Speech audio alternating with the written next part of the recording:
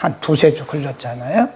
그리고 이제 3장까지 했고, 4장부터는 조금씩 빠르게 진행을 하고, 그 다음에 이제 6장, 7장, 8장, 9장, 10장, 이 홍수 얘기고, 11장에 가면 바벨탑 얘기. 근데 스토리예요, 스토리. 그래서 빨리 진행을 할 수 있다. 우리가 언뜻 보면 뭐 이런 여러 가지 사건들이 저기 있죠. 뭐 개인적인 것도 있고, 가정적인 것도 있고, 국가적인 것도 있고, 전쟁도 있고, 또 하나님의 축복도 있고, 뭐 다양한 일들이 막 나타난다고요. 근데 중요한 것은 이 성경이 기록된 요 내용 속에는 반드시 이렇게 맥이 흐르고 있다는 거예요, 이게. 그래서 우리가 이것을 뭐라 그러냐면 성경의 맥 그럽니다. 그래서 성경을 볼 때는 항상 맥잡기를 해야 돼요. 맥잡기. 그래서 옛날에 보면 맥 성경이라는 것도 있었어요. 근데 별건 없어요. 그건 본인이 해야 되는 거지. 그렇게 맥 성경이라고 그래서 그 성경 자체가 우리에게 맥을 잡아주는 건 아니에요. 우리가 성경을 보면서 묵상하면서 맥을 잡아가는 거예요. 그래서 우리가 사실은 성경을 이렇게 깊이 공부할 필요가 있는 것이다 하는 거죠. 자, 그런데 우리가 이제 그 창세기 아담 시대에 아담이 하나님께 불순종함으로써 하나님께서 에덴 동산에서 아담을 내쫓으셨어요. 그리고 그룹과 두루두는 화영검으로 에덴을 지키게 하셨잖아요. 그리고 하신 것이 뭐냐면 불순종하고 일시적으로 눈이 밝아진 아담과 하와가 부끄러운 자신들의 모습을 보게 된 거죠. 그래서 무화과 나무 잎으로 자신들을 가려웠어요. 이렇게 무화과 나무로. 무화과 나무 잎으로 자신들의 부끄러운 것을 가렸는데 이것으로는 부끄러운 것이 가려질 수가 없어요. 그래서 하나님께서 이들에게 여기를 덮을 수 있는 가죽옷을 입혀주셨어요. 가죽옷. 그 다음에 아담의 아들 가인이 아벨을 죽이잖아요. 살인자의 최초로. 그리고 나서 하나님께서 가인을 벌하시는데 가인이 하나님께 말씀드리기를 하나님 제가 여기를 쫓겨나서 살려면 제가 두려워서 못 살겠습니다. 하나님 뭐라 그러시냐면 그렇지 않다. 너를 치는 자들에게는 내가 7배의 벌을 줄 것이다. 벌을. 그리고 가인에게 뭘 주셨냐면 가인에게는 가인의 표를 주셨어요. 시간이 흘러서 이제 우리가 셋의 이제 죽고 나서 가인이 아벨을 죽이고 나서 아벨 대신에 셋이라고 하는 아들을 주셨잖아요. 그래서 셋의 후손이 쭉 이어져 가잖아요. 그게 이제 하나의 그 약속의 계보, 구원받은 자들의 계보라고 얘기를 했잖아요. 그리고 시간이 흘러서 이제 노아 때까지 왔다고요. 노아. 6장에 보면 우리가 6장 공부했잖아요. 사람들의 생각이 하나님과 완전히 떨어졌어요. 그러니까 대표적인 게 뭐냐면 자기들의 하나님의 아들들이 사람의 딸들의 아름다움을 보고 자기들의 좋아하는 여인들로 아내를 삼았다.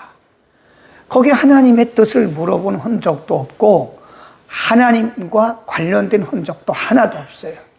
이걸 뭐라 그러냐면 극단적 인본주의라 그래요. 사람들이 하나님을 떠난 거예요. 하나님이 인간을 지으신 거를 보시고 후회하셨어요. 그리고 한탄하셨어요. 하나님 계획하셨어요. 무슨 계획을 하셨죠? 홍수. 하나님께서 노아 시대에 홍수를 계획하시고 하나님이 노아에게 홍수를 대비해서 방주를 지으라. 방주. 응?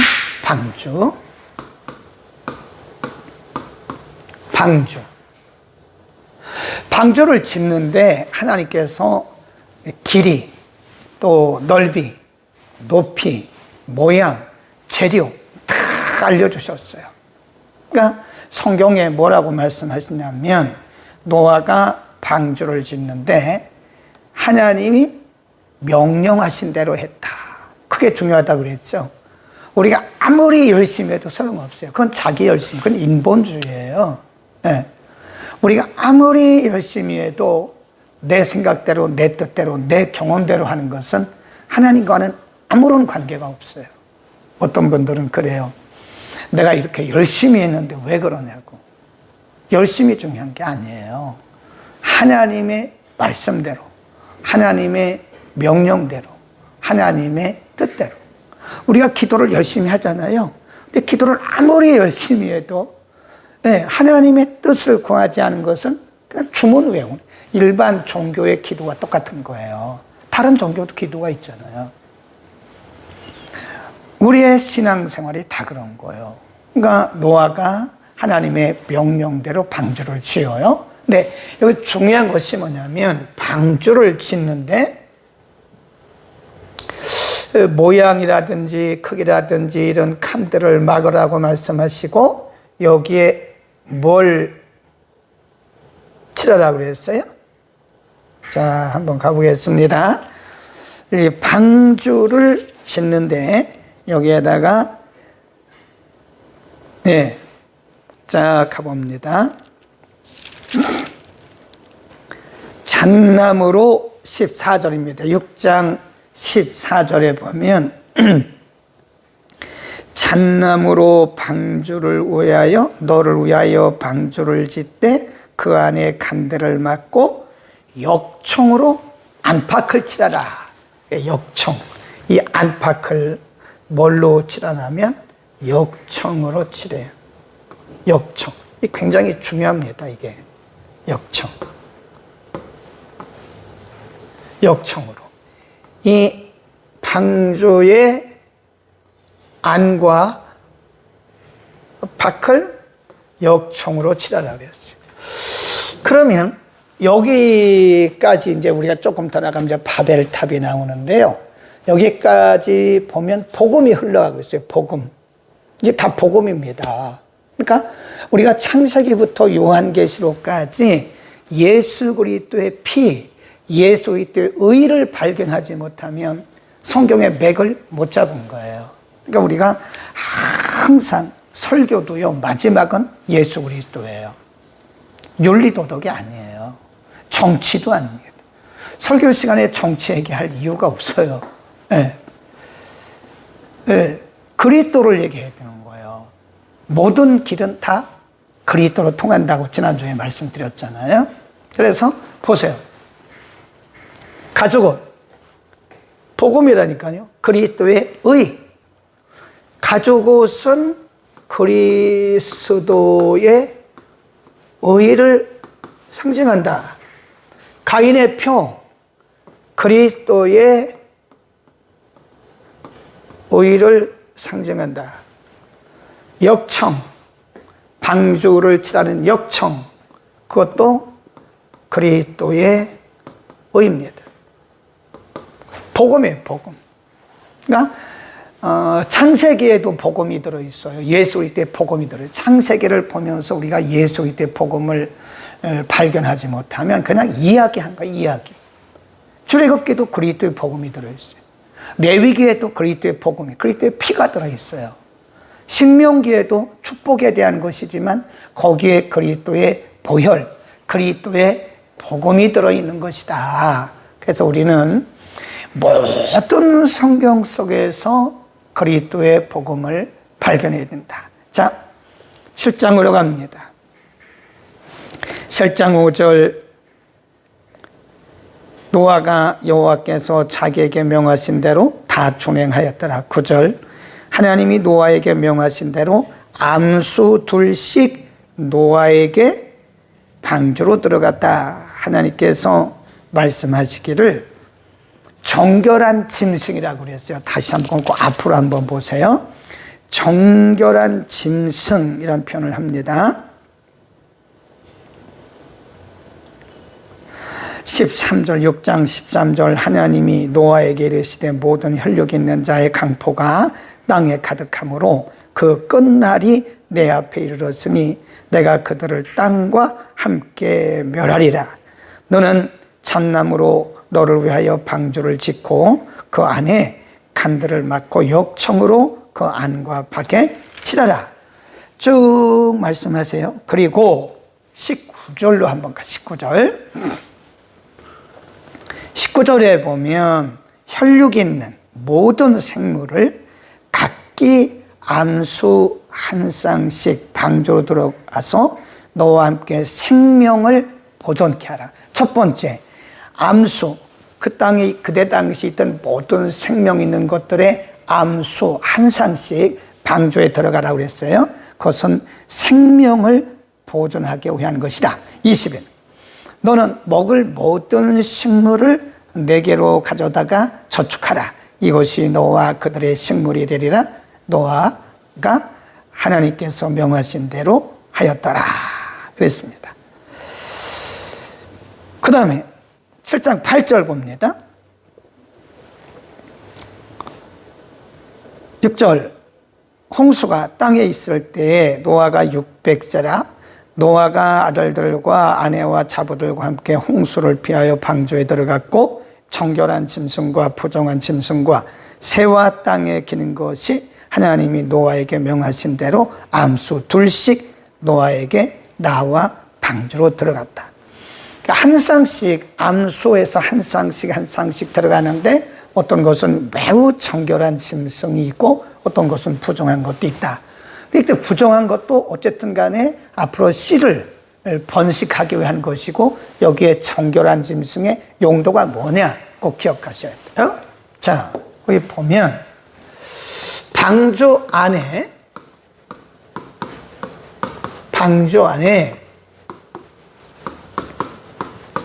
정결한 것은 조금 이따 하고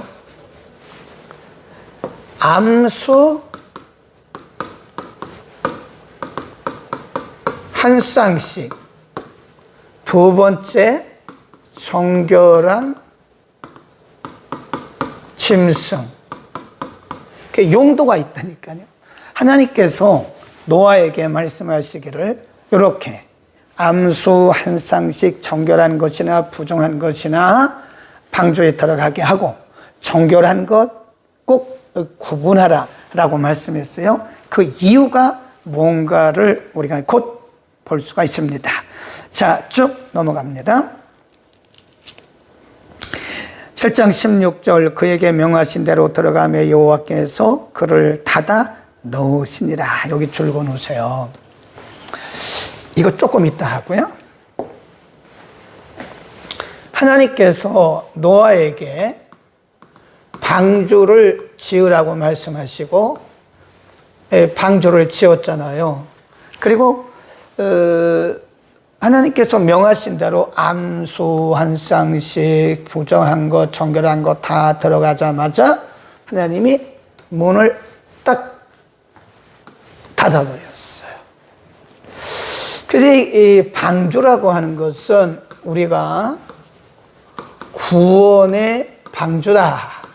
오늘날로 말하면 이것을 이 교회라고 말합니다. 교회를 여러분 함부로 말하지 마세요. 함부로 욕하지 마세요. 교회를 과소평가하지 마세요. 교회는 구원의 방주예요. 하나님께서 택하신 자들, 하나님이 구원하시기로 작정하신 자들을 불러서 구원하시기 위해서 이 땅에 세우신 거예요. 네. 그래서 큰 교회도 있고 작은 교회도 있고 그런 거지 뭐 큰 교회는 좋고 작은 교회 안 좋고 그런 건 아닙니다. 요즘에 사람들이 큰 교회로 쏠리는 현상이 있더라고요. 굉장히 마음이 아파요. 작은 교회는 작은 교회 나름대로 굉장히 약하죠. 약하고 뭐 시스템도 부족하고 그렇지만 사실은 이 작은 교회도 교인 몇 명 없는 그런 교회도 사실은 방주라고요. 이 방주가 감당해야 할 역할이 있는 거예요. 다 큰 교회가 좋은 건 아니고 또 작은 교회가 다 좋은 것도 아니에요. 각각의 맡겨주신 사명들이 있는 것이다. 그래서 우리가 열심히 복음 사역하고 있는 거잖아요. 지금 3층에서는 펀펀 잉글리시, 재미있는 잉글리시라 그래서 필리핀 학생들 3명과 함께 3반으로 지금 나눠서 공부하고 있는데요. 그 일을 김사랑 집사가 전체적으로 주관을 하는데 아마 요즘에는 베이비 잉글리시를 하고 싶은 분들이 오는가 봐요. 지난주에 보니까 36개월이 안 된 말도 잘 못하는 그런 애들 둘을 엄마 아빠가 데리고 와서 하더라고요. 그래서 베이비 잉글리시를 다시 모집해요. 36개월 이하 아이들을. 그래서 이 아이들이 뭘 아냐? 압니다. 이 아이들이 뭐 잘 모르는 것 같지만 선생님들하고 그렇게 놀다 보면 아이들이 일어나요. 그래서 제가 또 오늘 아침에 올라오면서 무슨 생각을 했냐면, 우리가 성인 영어를 매주 수요일 날 10시부터 11시인가요? 10시부터 11시까지 하는데, 뭐 지금 12명 딱 모집되고 그 이상 더 오지 않더라고. 여기 이제 안 믿는 분도 몇 분 계세요. 그분들이 사실은 다 계십니다. 전도 목적이니까요. 지금 들어와 계신 분도 계실 거예요. 그래서 다시 모집해야 되겠다. 먼저 보냈었던 그 전단지가 이제 계속 같이 붙어 있으니까 그거 다 띄세요. 다시 만들어서 붙일 거예요. 그래서 좀 새로운 모습으로 내용도 조금 바꾸고, 그리고 또 한 반을 모집하려고 그래요. 프리 토킹.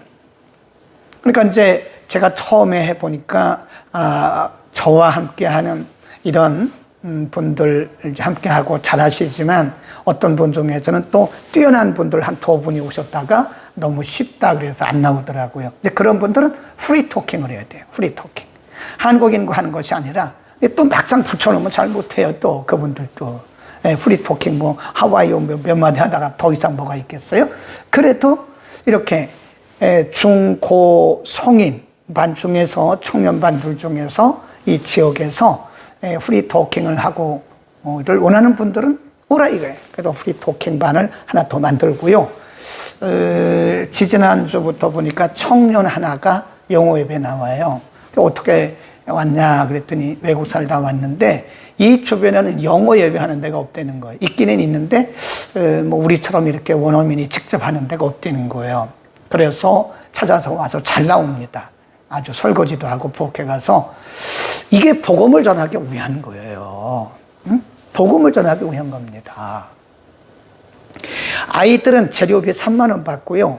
우리 성인 영어는 안 받아요. 복음을 전하기 위한 거기 때문에. 그래서 이 교회라고 하는 것은 크기가 작든 뭐 크든 간에 각자에게 맡겨주신 사명이 있어서 이게 복음의 방주, 구원의 방주 역할을 감당하는 것이기 때문에, 여러분 교회들은, 모든 교회들은 이단 빼놓고는 우리가 소중히 여겨야 돼요. 그리고 그들의 사역을 다 인정해주고 존중해줘야 됩니다. 네, 가끔 보면 요즘에 사람들이요, 큰 교회로 쏠림 현상이 있어서 굉장히 마음이 아파요. 네, 우리 윤현주학교 지금 이번 토요일과 주일에 성경학교 한다고 지금 부장님하고 집사님하고 오셔가지고 얼마나 땀 흘리면서 열심히 준비하는지 몰라요. 근데 다 해야 몇 명 안 된다고. 그런데 여러분, 이 아이들을 우리가 좀 많이 불러서 이 구원의 방주가 차야 되지 않겠습니까? 구원의 방주는 다 준비가 됐는데 이 방주가 텅텅 비어있어도 되겠습니까? 구원의 방주는 교회다. 교회는 구원의 방주다. 교회를 소중히 여기십시오. 아멘. 교회를 사랑하시고 특별히 작은 교회를 사랑해 주세요. 여러분이 다 큰 교회로 옮겨가 버리면 작은 교회는 문 닫아야 되는 거예요. 주일학교도 문 닫아야 되고 학생부도 문 닫아야 되고. 물론 작은 교회는 시스템도 부족하고 여러 가지 프로그램도 부족하지만, 그러나 이제 학생들이 모이다 보면 뭐 좋아지는 거죠. 그렇다고 우리가 다 시스템 좋은 큰 교회로 옮겨가 버리면 작은 교회들은 다 문 닫아요. 주일학교도 문 닫고 학생부도 문 닫고. 그래, 가슴이 아프다고요. 그래서 우리는 작더라도 우리가 힘을 합쳐서 잘할 수 있도록 돕는 게, 농어촌에 있는 그 작은 교회들 몇 분의 성도들을 놓고 참 땀 흘리면서 기도하고 눈물로 기도하는 그런 사역자들이 얼마나 소중합니까? 응? 자, 그렇게 말씀을 드리고요. 그 다음, 홍수 기간은 150일입니다. 자, 그러면 아까 말씀드렸던 그 방주 안에 들어가는 첫 번째가 안수 한 쌍씩,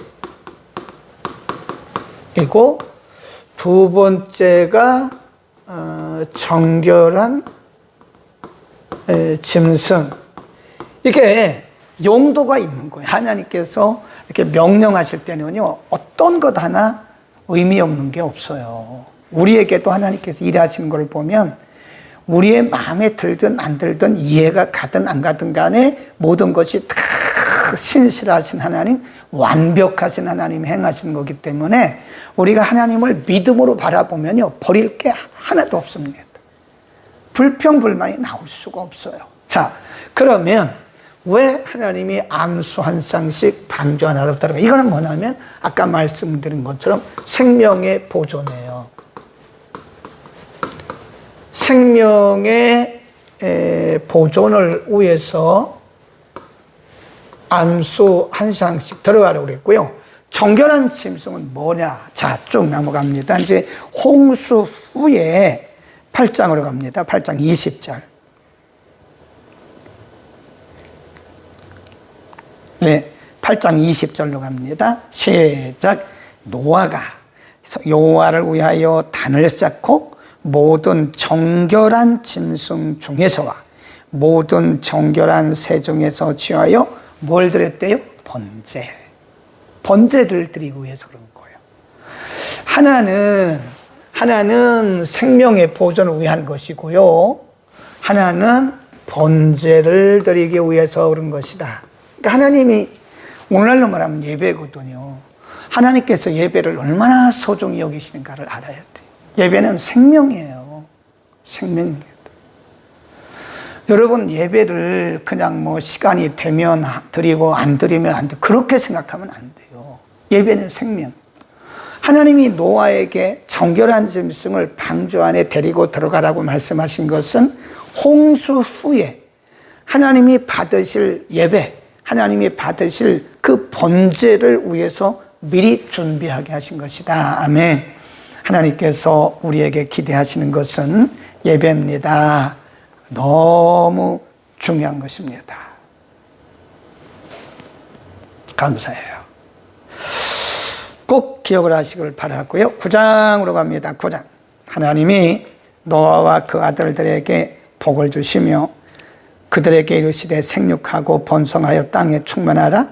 땅의 모든 짐승과 공중의 새와 땅에 기는 모든 것과 바다의 모든 고기가 너희를 두려워하며 너희를 무수하리니 이들은 너희 손에 붙이었습니다.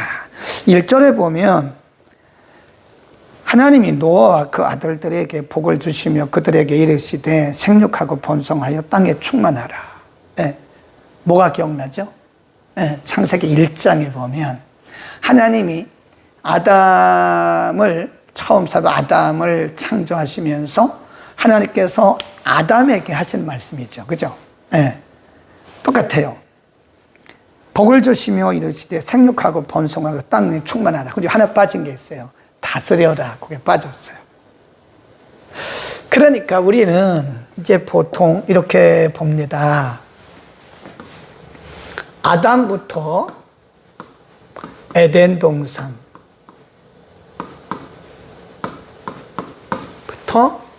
해서 쭉 노아까지 왔어요. 네. 그 이 어간에 상당히 여러 가지 일들이 있었죠. 네.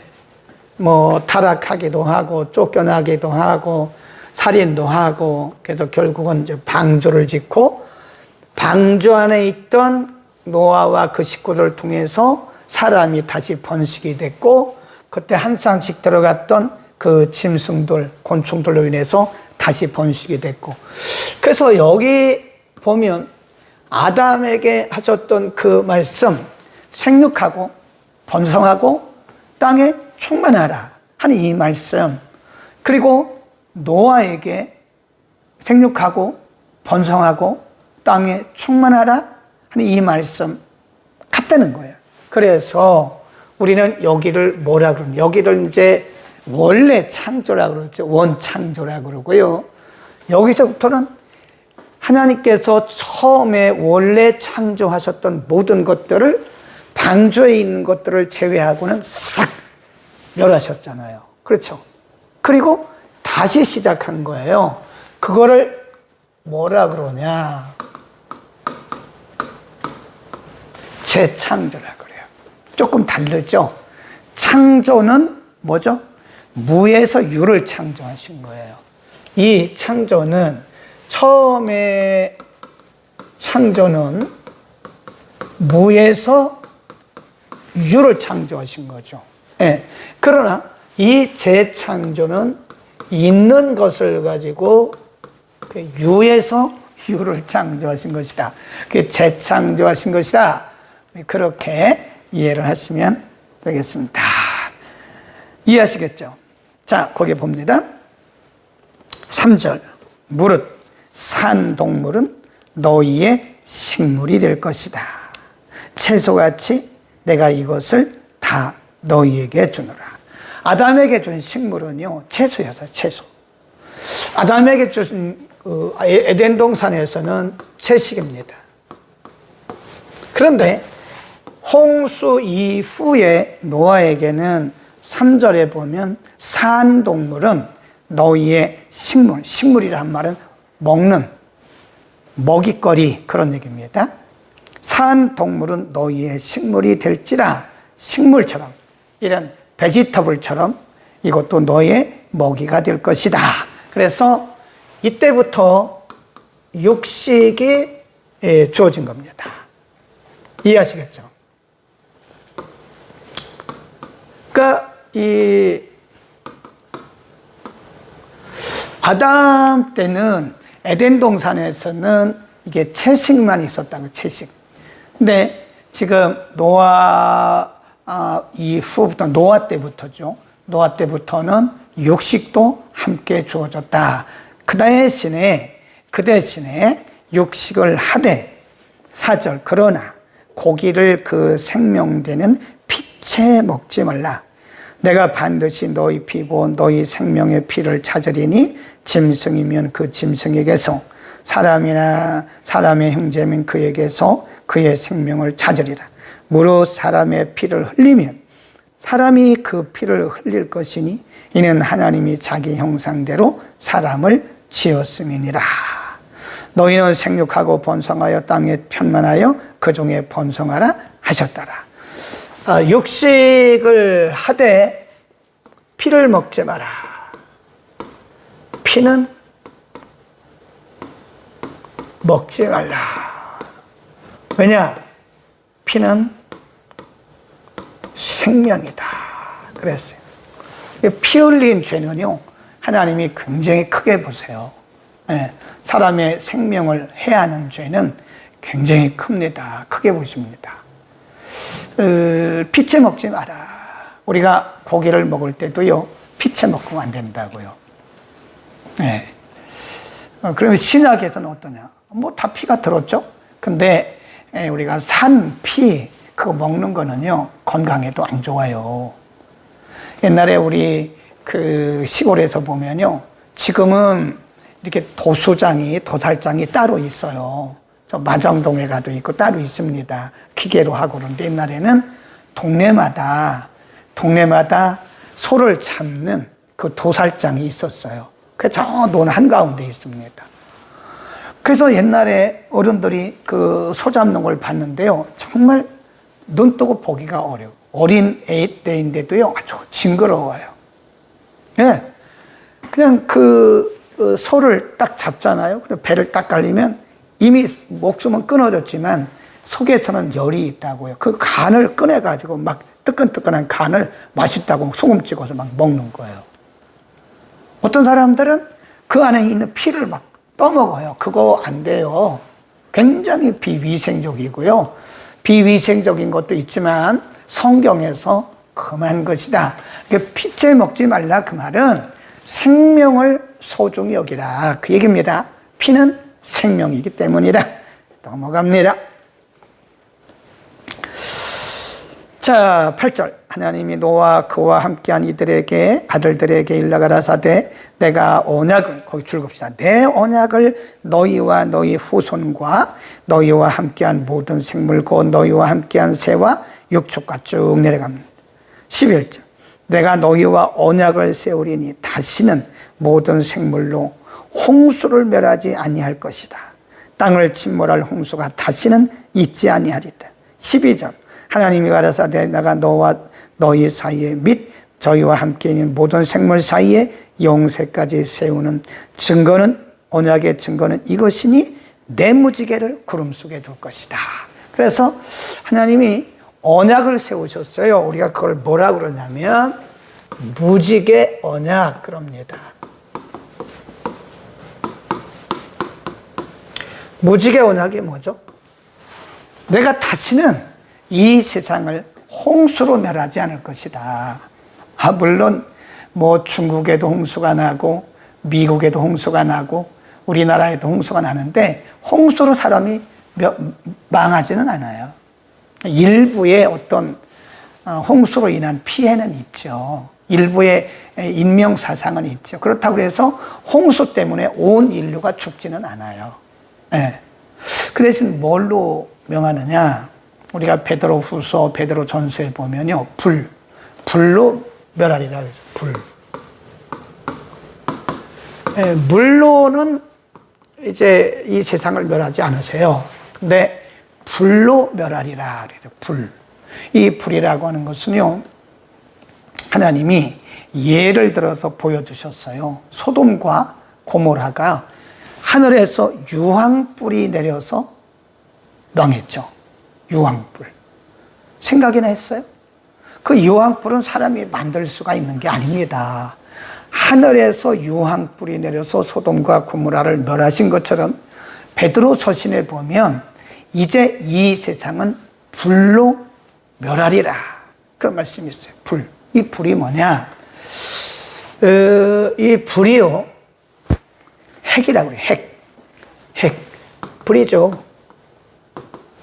핵이 펑 터지면 이제 불이죠.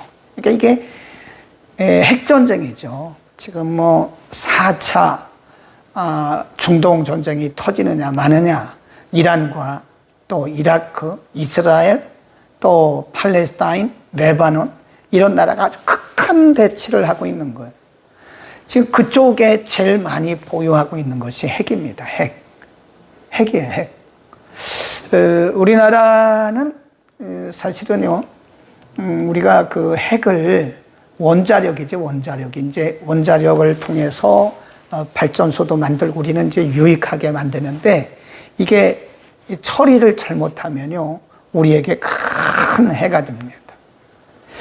원자력 병원, 암 치료할 때 원자력으로 치료하잖아요. 그게 핵이에요, 핵. 원자력. 전기도 만들고. 우리나라는 뭐 공식적으로 핵무기를 보유하고 있지 않다. 그러나 우리나라에 주둔하고 있는 미군은 핵무기를 갖고 있죠. 근데 여기 있는지 아니면 뭐 저 사이판이나 하와이나 뭐 일본이나 거기에 넣는지 그건 모르죠. 그러나 북한은 핵을 가지고 있다는 거죠. 정말 우리나라는 위험해. 그래서 우리는 이 무지개 언약이라고 하는 것은 불로 이제는 세상을 멸하지만 물로는 다시 멸하지 않는다. 우리가 요즘에도 가끔 이게 무지개가 뜨잖아요. 무지개가 뜨는 걸 보시면 저게 하나님께서 노아에게 주신 언약이야. 언약의 무지개다. 그렇게 보시면 돼요. 아름답네? 그렇게만 보시지 말고 하나님께서 노아에게 주셨던 수천 년 전에 노아에게 보여주셨던 약속하셨던 언약의 무지개구나. 하나님의 말씀이 그때나 지금이나 살아계시구나 하는 것을 우리가 인정을 해야 됩니다. 자, 넘어갑니다. 9장 18절. 자, 9장 18절입니다. 방주에서 나온, 이제 방주가 끝났어요. 방주가 끝난 게 아니고 홍수가 끝났어요. 홍수가 끝나고 나서 노아와 그 아들들과 함께 있던 짐승들이 다 나옵니다. 이 중요한 것은 노아와 그 아들들이죠. 18절, 방주에서 나온 노아의 아들들은 셈, 함, 야벳이며 함은 가나안의 아비다. 가나안이라고 하는 것은 아프리카 쪽을 얘기하는 거예요. 노아의 이 세 아들을 쫓아 백성이 온 땅에 퍼지니라. 노아가 농업을 시작하여 포도나무를 심었더니 포도주를 마시고 취하여 그 장막 안에서 벌거벗은지라. 가나안의 아비 함, 흑인이죠. 그 아비의 하체를 보고 밖으로 나가서 형제들에게 다 퍼뜨린 거예요. 네. 아버지의 그 부끄러운 모습을 아버지가 이렇다 저렇다 막 퍼뜨린 거예요. 그랬더니 23절 셈과 야벳이 옷을 취하여 자기들의 어깨에 메고 뒷걸음쳐. 아버지의 부끄러운 모습을 안 보려고 이 뒷걸음쳐 들어가서 아비의 하체를 덮었다. 그들이 얼굴을 돌이키고 아비의 하체를 보지 아니하였더라. 노아가 술이 깨어 그 작은 아들이 자기에게 행한 일을 보고 이에 가르되 가나안은 뭘 받아요? 저주를 받아. 가나안은 저주를 받아 그 형제의 종들의 종이 되기를 원하노라. 이게 아프리카 쪽 분들입니다. 이에 가로되 가나안은 저주를 받아 말씀했고 또 가로되 셈, 아시아 계통입니다. 셈의 하나님 여호와를 찬송하리로다. 가나안은 셈의 종이 되고 하나님이 야벳, 유럽 쪽이죠. 키 크고 코가 크고 얼굴이 흰 분들. 하나님이 야벳을 창대케 하사 셈의 장막에 거하게 하시고 가나안은 그의 종이 되게 하시길 원하노라. 가만히 보면요, 하나님이 셈을 축복하시고 가나안도 셈의 장막에 거한다고요. 야벳을 창대케 하사 셈의 장막에 야벳도 셈의 장막에 거하게 하시고. 잘 보세요. 노아의 세 아들 셈, 함, 야벳. 근데 여기서 어떤 하나의 사건이 벌어지죠. 노아가 농사를 짓고 포도 농사를 짓고 포도주를 마시고 취해가지고 술을 마시면 열이 나는가 봐요. 그러니까 자기도 모르는 가운데 옷을 다 벗었다고요. 그 부끄러운 모습을 제일 먼저 본 사람이 작은 아들 함이라고요. 함이 아버지의 그 부끄러운 모습을 보고 셈과 야벳에게 가서 다 떠벌리는 거예요. 우리 아버지가 이렇다고, 아버지가 이렇다, 아버지가 이럴 수 있나. 뭐 그러지 않았겠어요? 가시했겠죠. 그 말을 들은 셈과 야벳은 그래? 그게 아니라 거기에 동조하지 않았다는 거예요. 잘 들으셔야 돼요. 누군가가 누군가를 막 모함하고 비난할 때 동조하면 같은 죄입니다. 그게. 네, 동조하지 마세요. 가만히 있든지 아니면 피하세요. 거기에 대꾸하지 마세요. 어떤 사람의 약점에 대해서 막 가십을 해요. 네, 모함을 하고 비난을 하고 불평을 합니다. 그런데 여러분이 거기에 같이 대꾸를 하잖아요. 그럼 같은 죄가 들어가는 거예요. 근데 다행히 셈과 야벳은 거기에 동조를 하지 않았어요. 가서 옷을 어깨에 메고 아버지 오시겠죠. 그리고 아버지의 부끄러운 모습을 보지 않으려고 뒤로 돌아가서 덮었다고요. 잠에서 깬 노아가 함을 저주하잖아요. 응? 함을 저주해요. 그리고 셈을 크게 축복하시고 야벳도 셈의 그늘에, 그리고 함은 셈의 종이 된다고 말씀해요. 우리는 여기서요, 셈, 함, 야벳을 통해서 사람을 대하는, 특별히 다른 사람들의 약점과 그리고 그 부족한 부분, 실수를 대하는 거를 잘 보시죠. 제가 늘 그러잖아요. 남의 얘기를 좋게 하라고. 다른 사람 얘기 좋게 해서 손해날 거 하나도 없습니다. 그런데 다른 사람의 얘기를 나쁘게 해요. 모함해요. 조롱해요. 비판해요. 비평해요. 좋을 거 하나도 없습니다. 그게 다 내게로 돌아와요. 그걸 모르더라고, 사람들이. 그 내가 했던 비난과 비평과 모함이 내게 다시 온다는 거를 여러분 메아리 아세요? 메아리? 우리가 그러잖아요. 그러면 그래가지고 다시 내게 돌아와. 그 메아리하고 똑같은 게. 한 번 더 껐다 킬게요. 이게 왜냐하면 시간이 다 돼서 꺼질 가능성이 있습니다.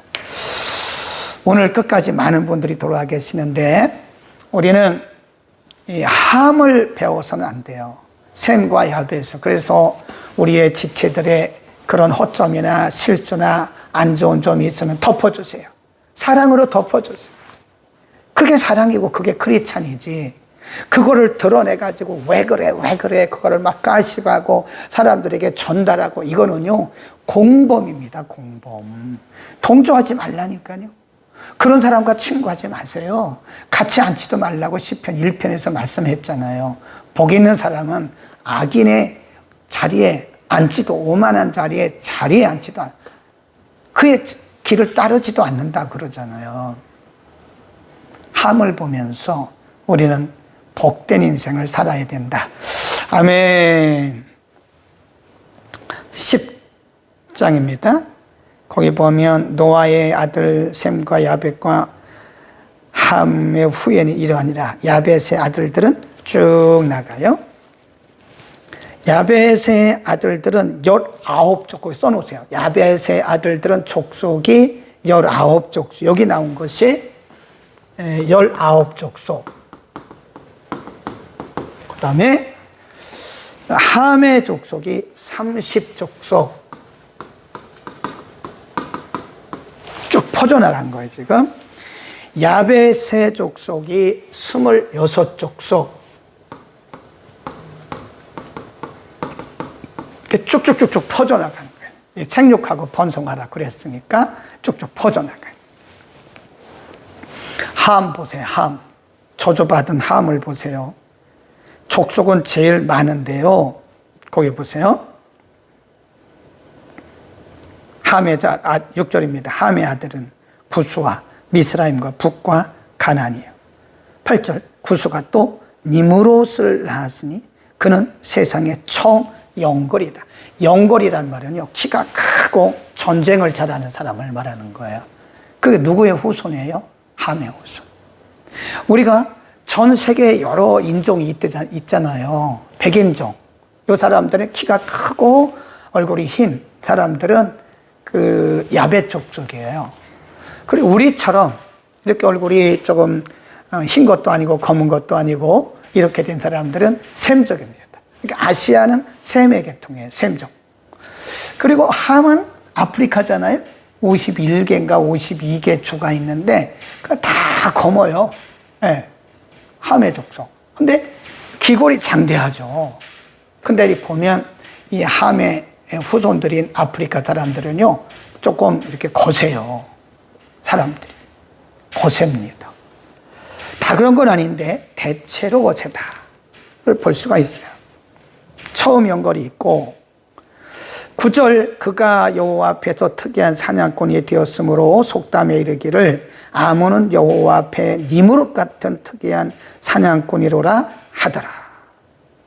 그 다음에 21절 셈은 에벨 온 족속의 조상이요 야벳의 형이라. 그에게도 자녀가 출생하였으니 셈의 아들은 쭉 내려가다가 25절을 보세요.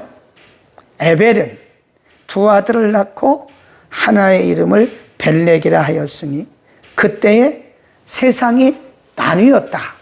세상이 나뉘었다. 그 말은 다른 성경에 보면요, the earth divided. 지구가 이렇게 나눠졌다. 지구가 나눠졌다. 그래 돼 있어요. 예. 그러니까 여기서 우리가 유추해 볼 수 있는 것이 뭐냐면요. 그때까지는 이렇게 그냥 이렇게 있고 이렇게 구분을 했겠죠. 예를 들어서 셈, 함, 야배. 예를 들어서 말이에요. 이렇게 이제 구분이 됐었겠죠. 근데 이게 땅에 다 붙었다고 보는 거예요. 그런데 에벨 때로부터 이것이 이렇게 분리된 거죠. 구분된 거죠. 이렇게 땅이 지금 보면 세계지고 물론 그때의 지구의 모양이 지금과 똑같다고 볼 수는 없으나 지금도 보면 이렇게 이제 뭐 오세아니아주 이렇게 있고 또 북아메리카주 이렇게 있고 또 아시아주 이렇게 있고 아프리카주 이렇게 있잖아요. 근데 이런 모습이 바로 에벨 때 되지 않았을까라고 생각을 하는 것이다 하는 겁니다. 11장으로 갑니다. 하나였다. 이에 그들이 동방으로 옮기다가 신할 평지를 만나 거기 거하고 서로 말하되 자 벽돌을 만들어 견고히 굽자 하고 이에 벽돌로 돌을 대신하여 역청으로 진흙을 대신하고 또 말하되 자 대와 성을 쌓아 대꼭대기를 하늘에 닿게 하여 우리 이름을 내고 온 지면에 흩어짐을 면하자. 이게 벌써 동기가 틀렸죠. 하나님 아까 9장에서 뭐라 그랬어요? 땅에 충만하라, 번성하라. 땅을 퍼져서 온 땅에 퍼져서 충만하고 번성하는 게 하나님의 목적이었고 의도였는데 이 사람들이 이제 말도 하나였고 언어도 하나이니까 이 사람들이 서로 합의를 하는 거예요. 우리 이렇게 하지 말고 우리가 높은 단단한 벽돌을 가지고 높은 성을 쌓아가지고 뭘 하자고요? 우리가 흩어짐을 멸하자. 흩어짐을 면하자. 하나님의 의도와 정면 배치가 되는 거예요. 꼭 그래요. 보면 하나님의 에덴 동산에 사람을 만드시고 생육하고 번성하라고 그랬는데 죄가 들어오더니 하나님의 아들들이 사람의 딸들의 아름다움을 보고 자기들의 좋아하는 사람으로 아내를 삼고 점점 하나님을 떠나더니 똑같아요. 노아 이후의 셈과 함과 야벳을 통해서 인류가 점점 이렇게 번성하더니 이들의 생각이 하나님의 목적으로부터 떠나는 거예요. 하나님 뭐라고 그랬어요? 생육하라고요. 충만하라고. 번성하라고 그랬잖아요. 근데 이들은 뭐래요? 우리가 흩어짐을 면하자. 이러면서 인간의 죄는 자꾸 하나님과 거꾸로 가는 거예요. 하나님을 도전하는 거예요. 이게 죄성이에요. 인간의 죄성이 하나님을 도전하는 겁니다.